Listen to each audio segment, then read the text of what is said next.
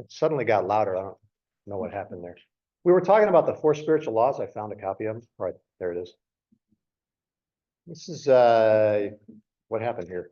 What in the world is it doing? There. So this is the little booklet that when I was on staff with Campus Crusade, now called Cru. It was a little booklet we were supposed to use. Didn't have to, but that's what I started using, is the little yellow booklet. And I very quickly kind of went to a more freewheeling, as you can imagine for me, conversational kind of approach, which seemed to work better for groups of students, which ironically is for somebody who was absolutely terrified of public speaking when he was a kid. You've heard my story about doing the 5-minute oral report on mobsters in the 20s, where I lost weight in 9th grade, waiting 3 weeks to give this 5-minute thing that I read in absolute terror, stark raving terror. But I used to like to talk to groups of students, whether I was on the beach in Ocean City, Maryland, or Hampton Beach, New Hampshire, or in the dorms. So when I opened up the door, I'd knock on a door and somebody would say, come in, especially at the beginning of the year and a weekend or something. I would always hope there'd be, 4, 5, 6, 7 students sitting there playing video games or just talking and stuff like that.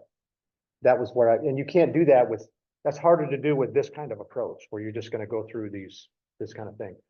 But anyway, we were talking about this last week, and the reason that it matters is the second law, what are called a law here, that man is sinful and separated from God, thus he cannot know and experience God's love and plan for his life. And so that's intersects with the Genesis account in chapter 3, because they do a little commentary in that second law on that.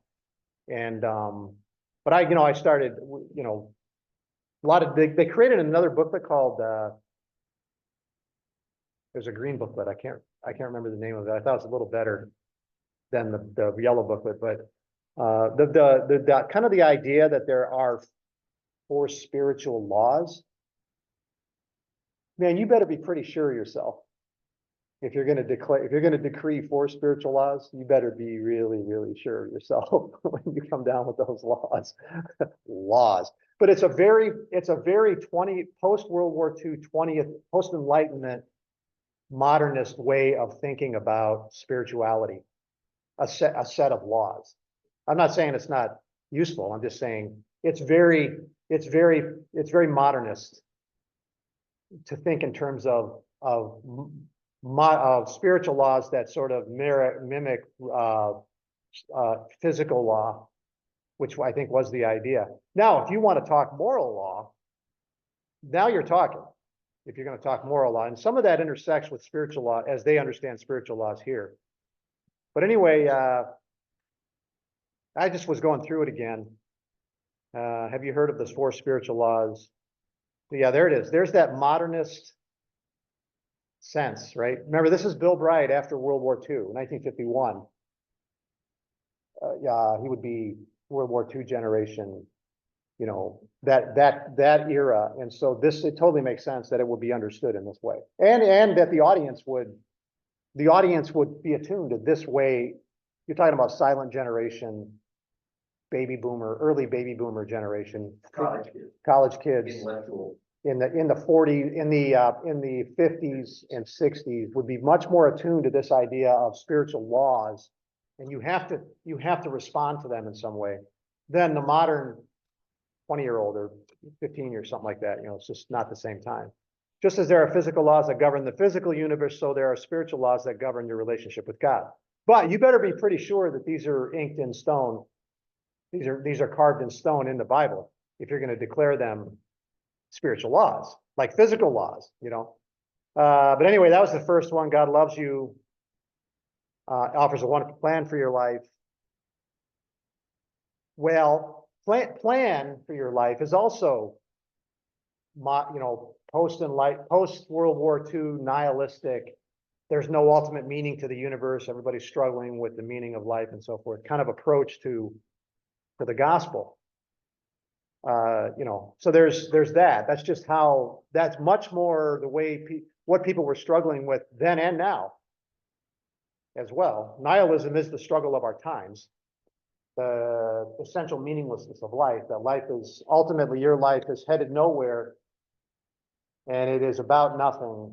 And the only meaning in it is the meaning that you inject into it. But no meaning is injected into your life from external to you, from outside, unless it's an authority that's trying to control you. And so now we're into all those authoritarian, you're into all that. Everything's about a power grab, knowledge, this kind of thing. Okay. But so I would just say something about self, God loves you. Well, I don't know, I want to speak on behalf of God quite so directly for me, quite so directly. In this, if I was going to frame it, I might, I'm kind of being nitpicky here. I really want to get to the second law. But anyway, we used to argue about these things all the time when I was on staff. So that's the first law. And then perfectly adequate, one perfectly adequate verse. The second verse, I came that they might have life and might have it abundantly, John chapter 10, verse 10.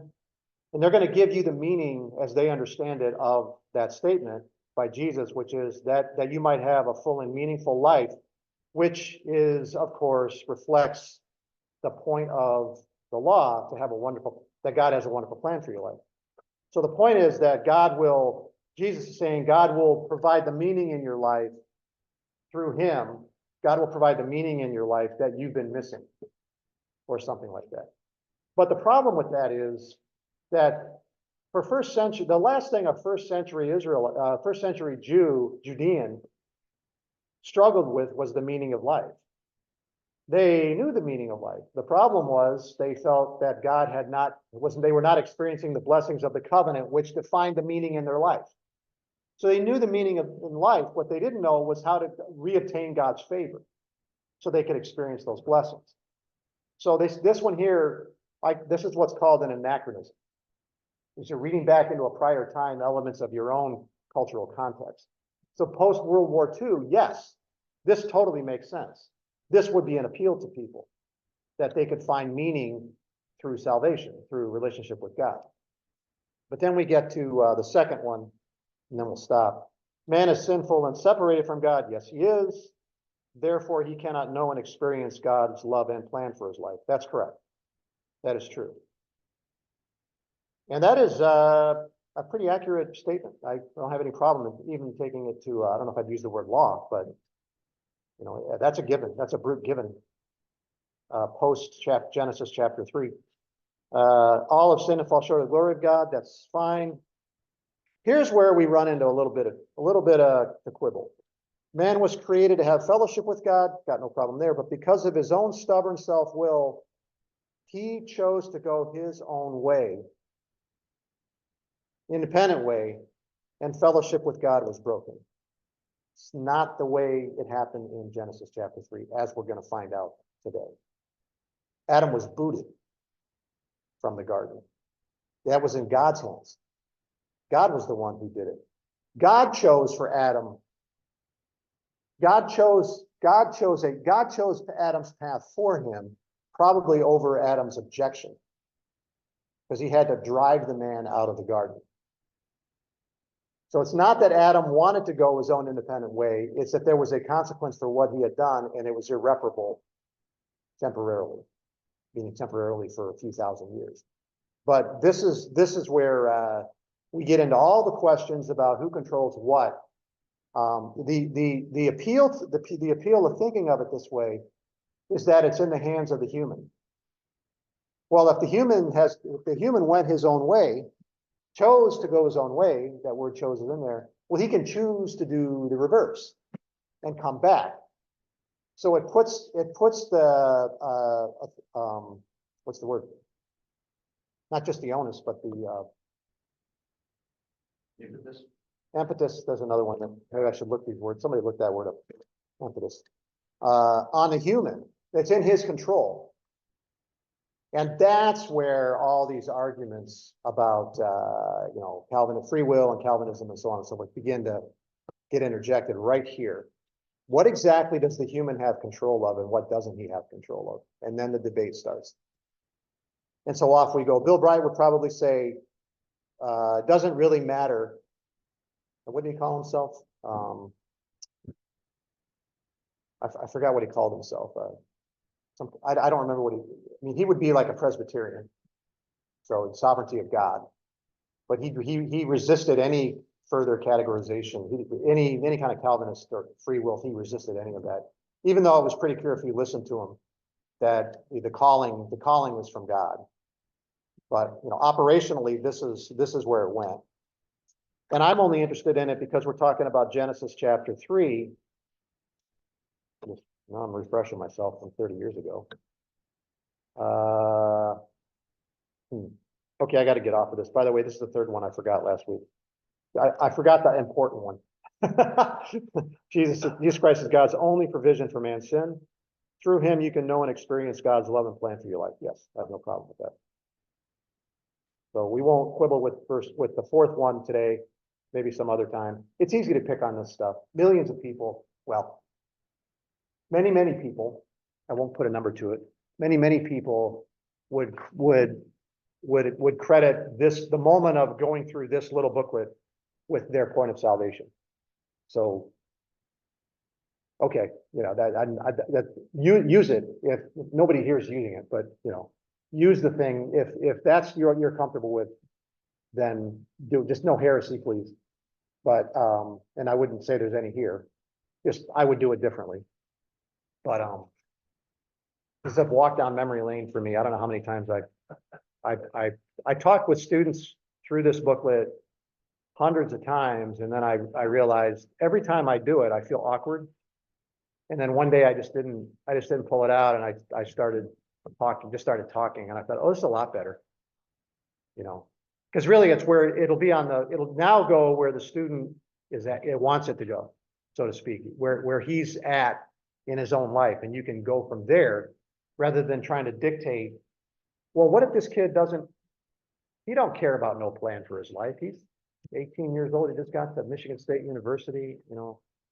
He's not thinking about a plan for his life. It's no meaning to him whatsoever.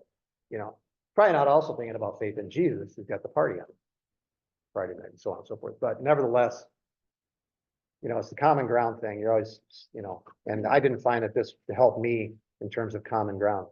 That was just a tool. It's a tool. It wasn't the Bible, because they had other tools. The green one, I can't remember what that green booklet was called, but so all right. Genesis chapter 3. Anybody want to say something about this? Anybody seen that booklet before? Anybody had somebody come up to them somewhere and yeah. You might have back in the day. Yeah, you did. Yeah, okay. Were you involved with Crusade? No, I worked with some people in Baltimore. The answer from the other side, have you ever heard of the 4 spiritual laws? Is always no.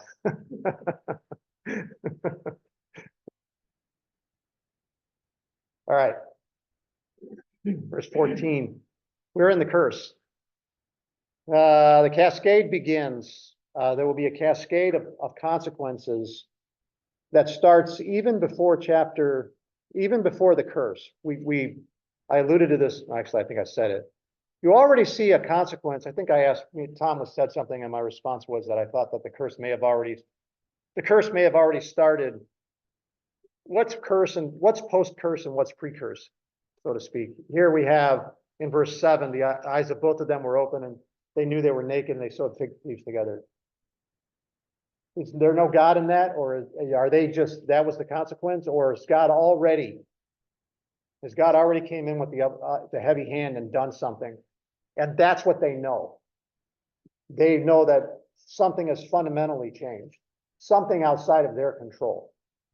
And there's nothing they can do about it. For Adam, there was nothing he could do to repair the damage. It's had to be a sick moment. It's interesting to think through what caused their eyes to be open. Was there something magical about the day? Was it a consciousness of God that they disobeyed? Was it God himself superimposing responsibility upon what they, yeah, the awareness. What was the cause of that event? The awareness of it was a unique event to that moment, the awareness of disobedience. the awareness of transgression. There was transgression. And then there was the immediate, maybe even, what do you call that at the same time? Concurrent. There was the transgression and the concurrent awareness of it as transgression, which the author describes as their eyes were open, which the serpent held out as a thing to be sought. He knows that if you eat from the fruit, your eyes will be open. And you will be like God, knowing good and evil. Well, their eyes were open, but they didn't learn. They didn't develop a new awareness of God. They developed a new awareness of themselves. What they became aware of was transgression. That's what it meant in the text to have their eyes open. Their eyes were open, not to some knowledge. Eyes were open to a knowledge, but it was now a knowledge about themselves and their own transgression, which was at first. And then a moment of panic, I'm guessing. And the cascade will now begin from there, Genesis chapter 3, verse 7. The cascade will continue all the way through, unbroken. And we can go back and look at that diagram, the crappy, now that I consider a crappy diagram of it, I'll probably rework it. As the moral entropy kicks in, and you see this slide right here, the yellow slide from chapter 3, beginning of chapter 3, all the way down to chapter 6 and 7, ruined. Moral ruin that will then also be reflected in the physical realm. And so we're now on that slippery slope, the slipperiest of slopes, the slope upon which there is no way for the human race to gain its feet and stop. It will continue all the way down to the bottom and only be resolved by Christ on the cross and then his resurrection. All right.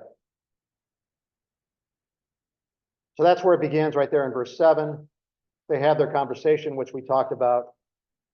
Now God turns on the ever-present serpent, and he has something to say. God has something to say to him. Because you have done this, cursed are you more than all the cattle. And you're learning a little bit about how these languages, in English, it would be, you are cursed more than all the cattle, or something like in both Hebrew and Greek. I don't know Hebrew at all, but you'll see a point of emphasis made they will throw a word at the beginning of a sentence in word order. It's one of the few times where word order really matters. What you see emphasized this thing at the beginning very often. Maybe we'll look at one of those in Romans 5. God demonstrating his own love for us or something. I got to remember. I'd have to go back and look it up, but I think that's in the emphatic position as well. And so you see that here. Cursed are you more than all the cattle and more than every beast of the field. There were no other beasts of the field or cattle cursed. The implication being they are now. Cursed are you more than all the cattle and everything else that I am now also cursing. I'm cursing everything, but you're cursed more than everything else that I'm cursing. Maybe I'm just thinking out loud. You can tell me what you think, but that's something. There's a cascade effect to these curses that spread out, not just geographically, but genealogically. That's how these curses will propagate. They will spread like a contagion across the physical domain, and then also down the genealogical lines. Wherever humans or animals go, the curse goes as well, both down and out, down the genealogical train and out into the world.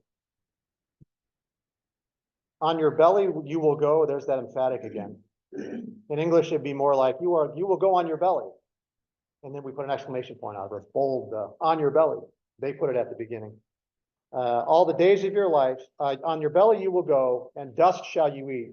So there's the reminder of dust from chapter 2. How was Adam formed? From what?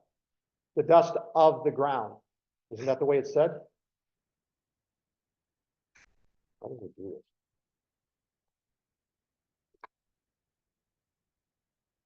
Let's see.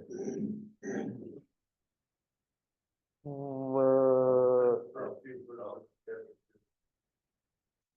7. Or God formed man of the dust of the ground. Very important phrase. Don't miss it.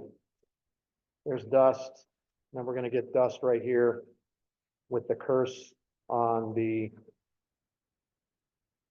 beast, on the serpent. Dust you will eat all the days of your life because you're going to crawl on the dust. Don't know what it looked like before this. I will put hostility. I would say that I got created a blade, some kind of blade. And after that, the next generation is born, after that, didn't have blade. That's what is that called in the world of evolutionary theory? That's a great point. Sounds like Hebrew.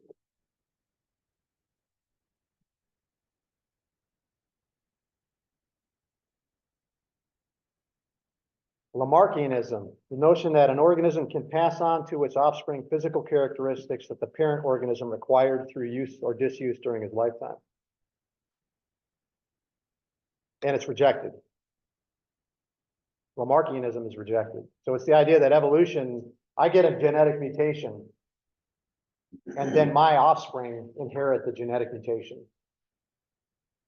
Is that right? Soft inheritance. But it's rejected. Did I get that right? Prior to the use, or yeah. So I run fast. And then my offspring inherits running fast. Or so I don't know, but that idea is rather than genetic mutations being passed down, then accumulating. But this Lamarckianism, I probably just slaughtered that, is rejected across the world of science. But what Mike was just talking about is pointing out that we have an actual case of Lamarckianism right here in Genesis. Yeah, that's the first thing I thought of. That's the first thing I thought of.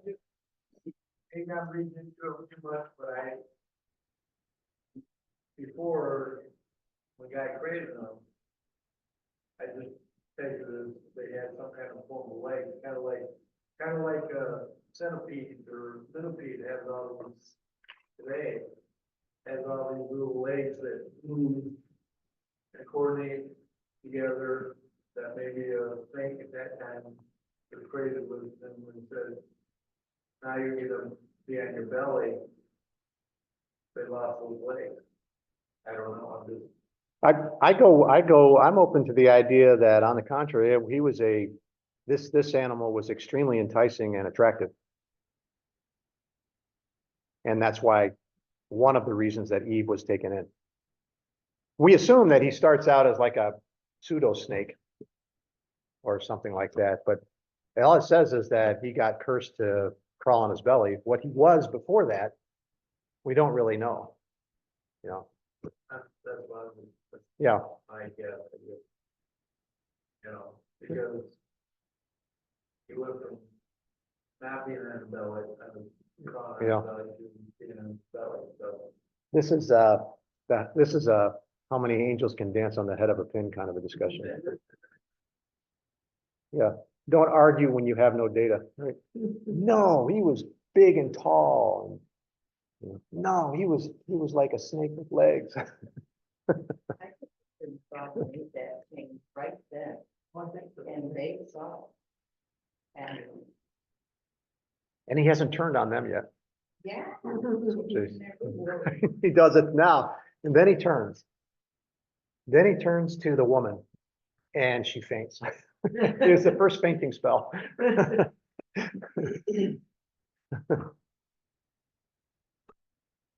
Okay. Keep going here. Why did I have these? Oh yeah, I want to talk about Adam in a second. So there's this curse. What do I want to say about this? I should look at my notes.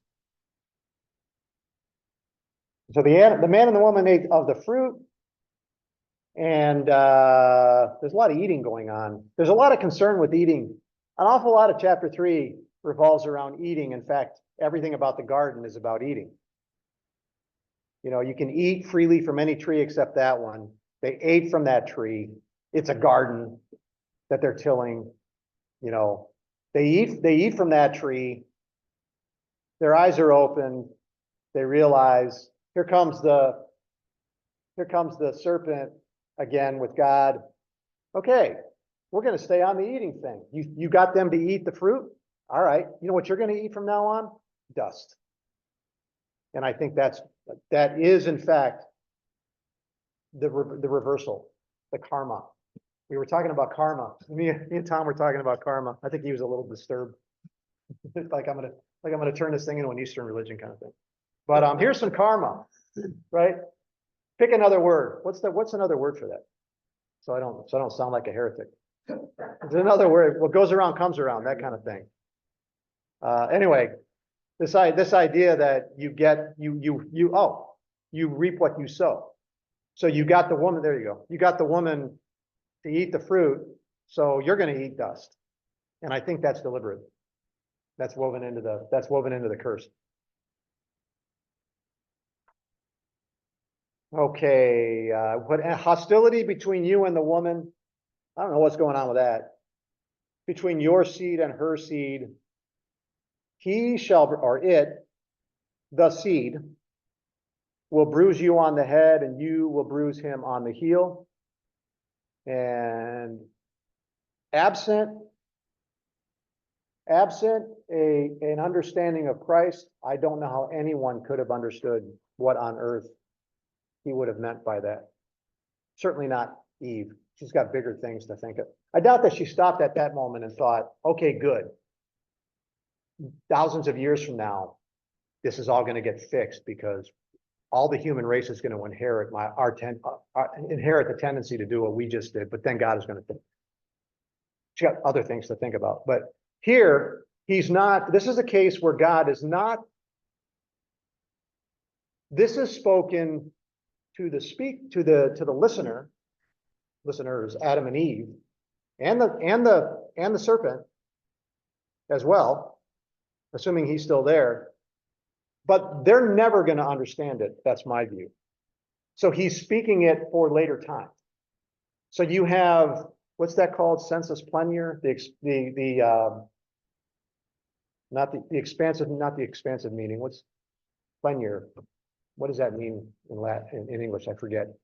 But the expanded sense, the expanded meaning, can something mean more than what it meant to the original listener? Here's a case where God says something that's going to be of use to future generations, even in Moses' time. So what did Moses understand about this passage when it was written down? I don't know. My hunch is Moses knew a lot more than he let on. And when you see him on the Mount of Transfiguration, he wasn't the least bit surprised to pop in, however that happened. But there it is, some kind of shadowy, non-specific, prophetic hope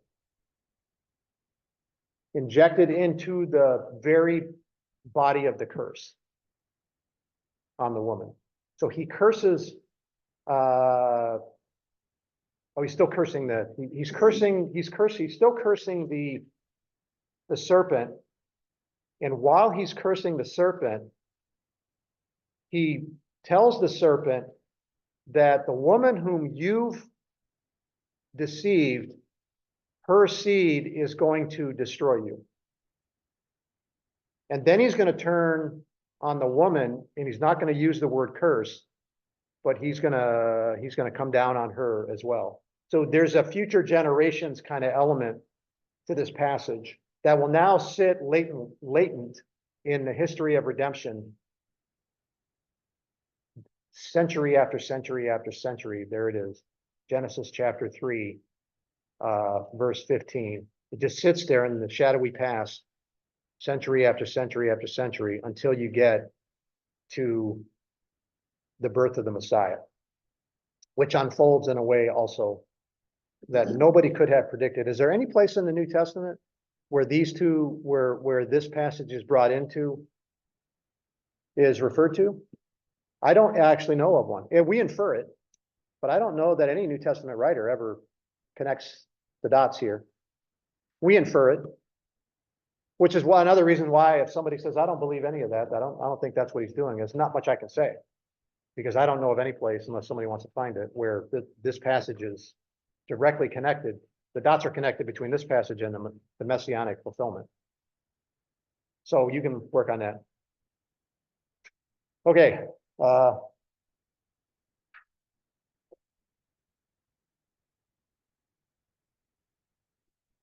he moves to the woman. Does anybody want to say anything about the curse on the serpent? He's dismissed, never to be spoken of again in Genesis. To the woman, he said, I will multiply your pain in childbirth. I will greatly multiply your pain in childbirth, which she hasn't had yet. She's never had children. So can you imagine the first one? After this curse, she's going to have childbirth, and she knows what the curse is on her. Talk about a trepidation, you know. In pain you will bring forth children, yet your desire will be for your husband. This is also tough to nail down. And he will rule over you. So that phrase, your desire will be for your husband, what exactly does that mean? We got to go back and talk about bruising in a minute, but let me continue. This is what I get for not looking at my notes. Romans 16:20 says, the God of peace will soon crush Satan under your feet. Does that have anything to do with that? First John, 2:8 says, or 3:8 says, for this purpose, the Son of God was manifested that he might destroy the works of the devil. Yeah, you can see how hard it is. Not that I'm challenging it. I'm just, you just have to stop and remember how solid how solid is the ground on which I stand. And, so I would teach it. I would teach it, but if somebody came and said, I don't think so, I'd say, okay. I understand. It's not like you particularly need it to understand the history of redemption. What it does is it extends back the history of redemption. If you don't start it here with this statement, then you're going to start the history of redemption, if you want to get specific, with the promise in chapter 12.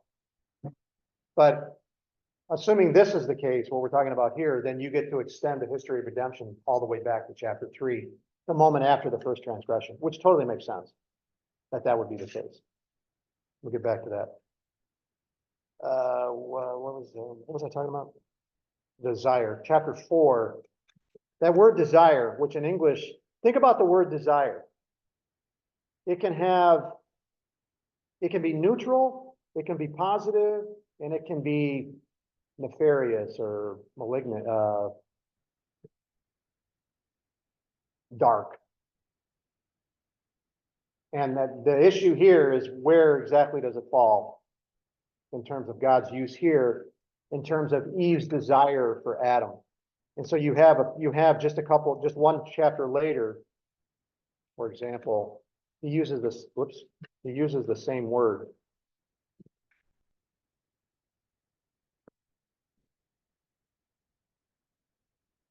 Right here. Did you want to say something?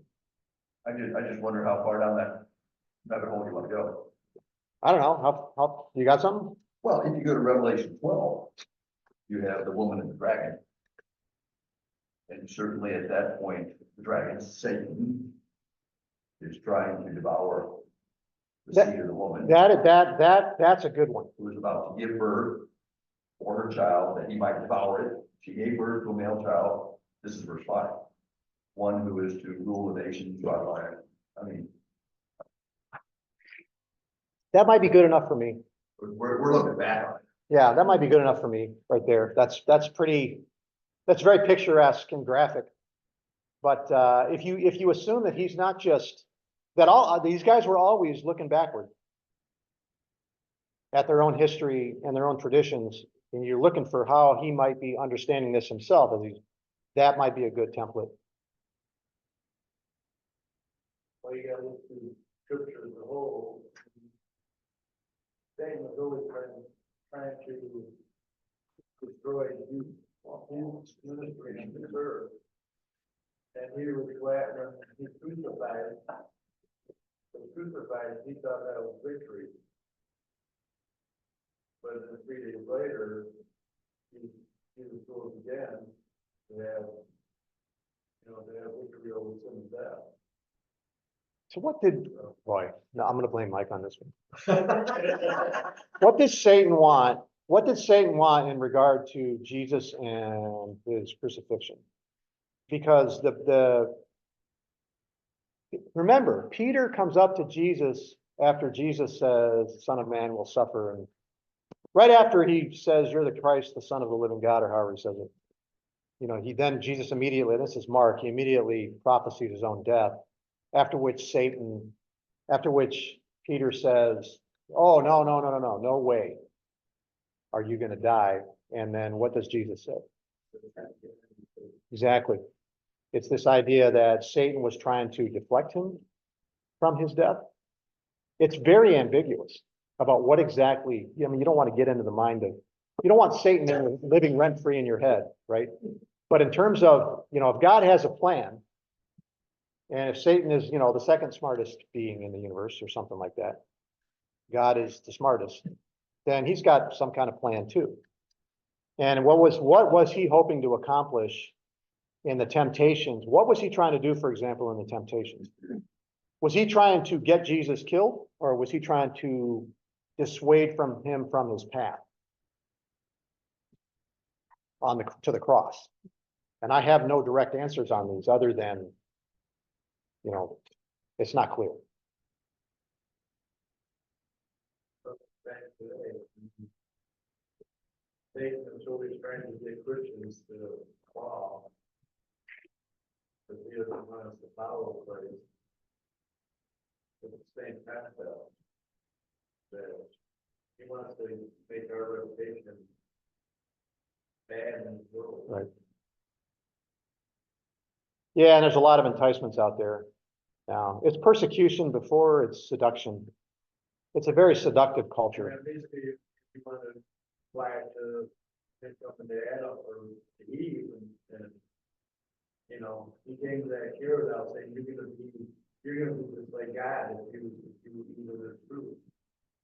His deception was your eyes will be open because you know good and evil. Well, the deception was in fact that they didn't know they were, all of a sudden their eyes were open, they understood they were evil. I mean, that they were naked. So deception was Satan twisted those words in the fact that you were going to be no good and evil. Yes, they knew good and evil, but What they knew was transgression. they didn't know anything about sin at that time. And so now we go back to, Psalm 51, where David says, you're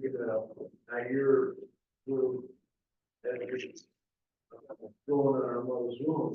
Sin is going right alongside us. So when we're born, we're sinful nature. We have sinful nature.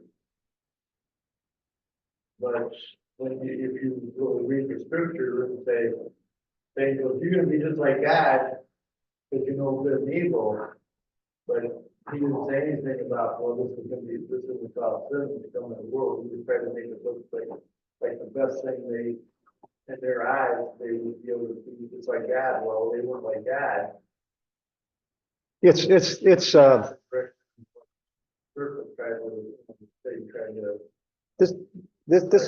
passage is loaded with irony. I mean, there's so much irony in this passage. Deliberate. There's no question about it. They eat from the fruit so that their eyes will be open and they'll know good and evil, so that they'll be like God. But when they eat from the fruit, the only thing they know transgression, and what they reap from God is destruction. It's just loaded with irony. I think it's interesting to go back up there. Satan, the serpent, says to them, you'll not die. Verse 5. Well, God knows this. And so God doesn't want you to know this, but he knows this. Right.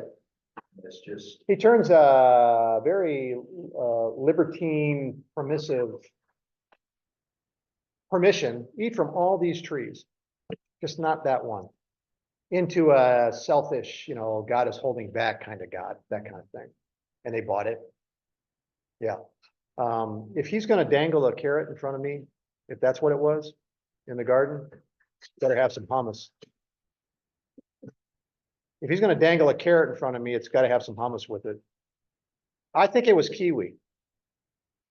Kiwi is, the problem was not the apple on the tree, the problem was the parent crop. I like that. have you said You that? much kiwi, I mean, you much. The trouble with kiwi is you can't get the skin off them.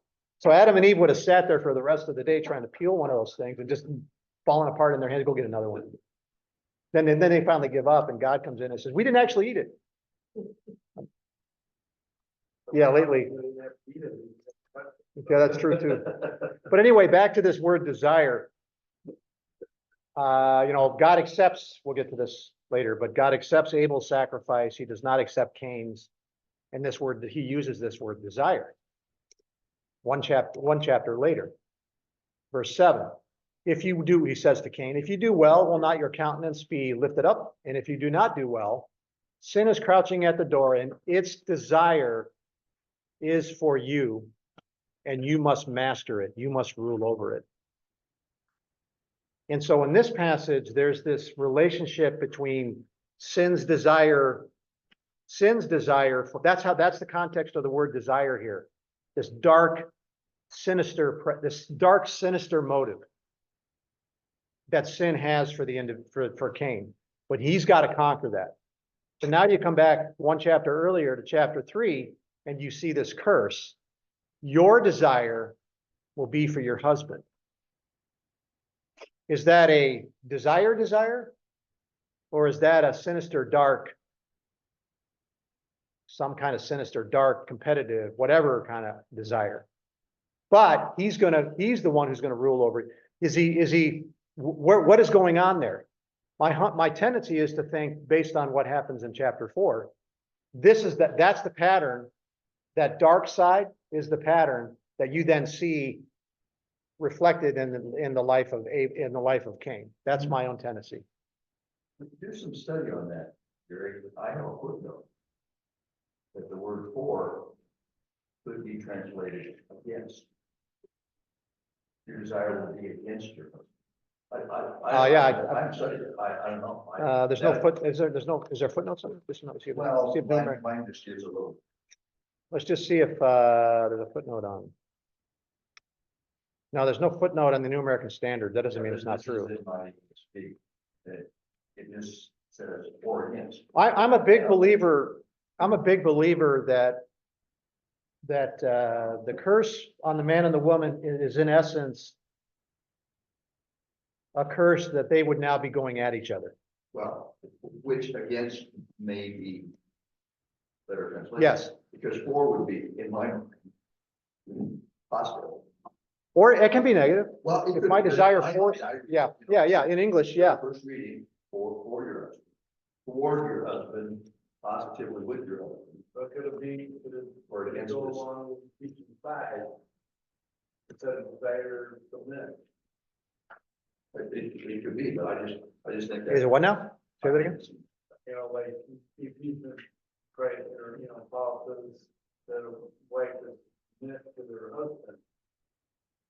Would that be the same as desire, that you have to let your desire be for your husband? No, I mean, for me, what he's doing is he's saying, look, the curse is 16. He will rule over you. So let's make this work. And this is the curse is the curse. It cannot be changed. It's now woven into the fabric. It's the reality. It's a curse. It's a given. So how are we going to handle the given of the curse on the man and the woman? Doing like this, going at each other and ripping the fabric of society of human interaction apart. This is the way we do that. Okay, here, that's how we do that. I think that's what Paul is doing there. But Isaiah, Luther he said, he said he wanted to be like the Most High. That was his selfish desire. And then now he's tempting Eve, about knowing good and evil. That's being like God. Again, he's tempting her with his selfish desire. Might be a little bit of faith for what it's not. look at this word right in that context. Look at this word right here. Desirable. Is that a positive use of the word desirable? Or does it have a sinister, dark context to it? I would say for him to say, I want to be like the Most High. It is the tree was desirable to make one wise, and you can just feel the sinister darkness, the cloud of darkness, enveloping the whole story. And so then that's when that's exactly, if you were making this movie, that you would see that it would all start when the serpent appears, but then it would build, boy, that would be a great little short story right there. I've never actually seen this in a movie. But then this continued use of the word desire, specifically in regard to Eve and in the context of marriage, that which was supposed to be like this, right? Bone of my bone, flesh of my flesh, unity. The both man and the woman were both naked and not ashamed. Now torn asunder, ripped asunder. That's the curse. That's the fundamental curse on the human race. And oh boy, are we living that today. It hasn't gotten better, it's gotten worse. God created it for his image, and he created it for his glory. But when Satan tries to twist it, tries to get him off on God's glory, he gets himself. Yeah, the essence, I agree. The essence of human depravity is pride. Pride sits down there at the heart. Pride says, it's the Enlightenment rallying cry. Man is the measure of all things. That's the Enlightenment's rallying cry. Man is the measure of all things. It's the dethroning of God in terms of authority and the placing of man. And in that context, literally man, but man on the throne. So we have our logic about, God placing God on the throne of our lives.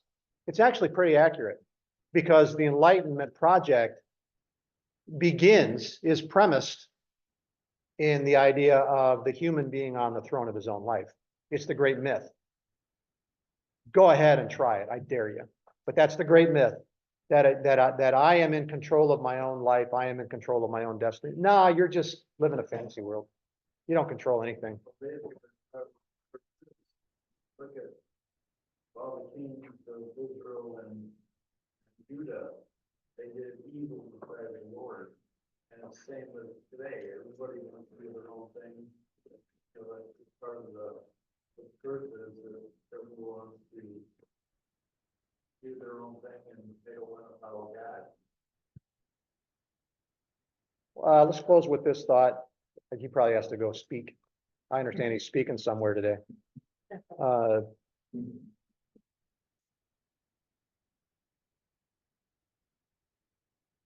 Where's that at? Yeah, this is the beginning of chapter 17 of Judges, the great spiral downward that would have ended with the extinction of Israel, the assimilation of Israel into Canaanite culture, but for the grace of God. In those days, there was no king in Israel. Every man did what was right in his own eyes. There it is again. All the way through to you started at chapter 2. Yeah. But the eyes, my own eyes, this continues. That's going to be repeated 3 times total. And the book will close with it as 21. Right at the end. In those days, that's the bracket, beginning and end of that period of just almost disaster and near extermination in the Civil War. In those days, there was no king in Israel. Everyone did what was right in his own eyes. And we've gone nowhere except down since Genesis chapter 3, when Eve thought it was desirable, pleasing to look at and desirable to make one wise, and so on and so forth. There it is. It's reflected now in the life of Israel. So we'll go ahead and stop there. And get very far again. You know, we were talking about application. You know, did we, there was no intentional. It's not like I'm saying, well, let's talk about application, but man, when you think about all that, that was an awful lot of discussion. Oh man, I wish your dad was here. That was almost a whole hour on application right there. Thank you. All right, let's go ahead and stop. Naomi, thanks. Katie, thanks. Thank you, Gary. And I'm going to go ahead and shut down.